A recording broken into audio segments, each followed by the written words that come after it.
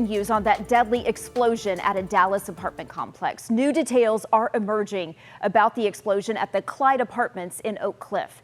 Investigators say a drilling rig was working near the building when calls came in about a possible gas leak. Here's what we have learned in the last few hours. The gas leak was first reported at 12:47 p.m. Dallas Fire Rescue says the blast happened as crews prepared to evacuate that apartment complex. DFR says 3 people, including a child, were killed. As it stands right now, no one remains missing. The cause still being investigated, with federal investigators now leading that probe.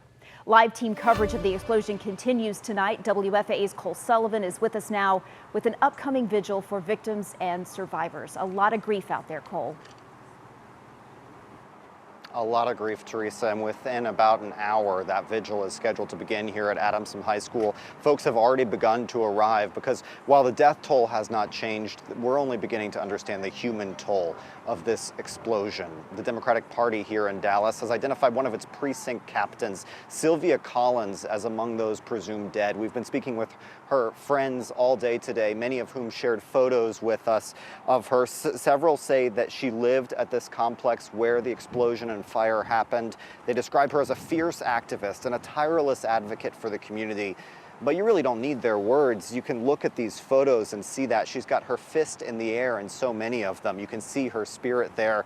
They say she was sweet too, loving and passionate. Friends and others in the community will gather here to light candles in her honor.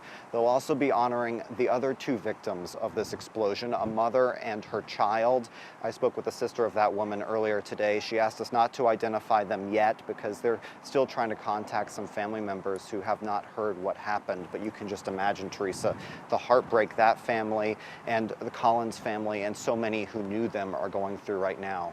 And we're going to see some of that on display tonight at this vigil at Adamson High School, scheduled to begin within the hour. Absolutely. Teresa. And Cole, I know you, like me, are seeing so many posts about Sylvia all over social media.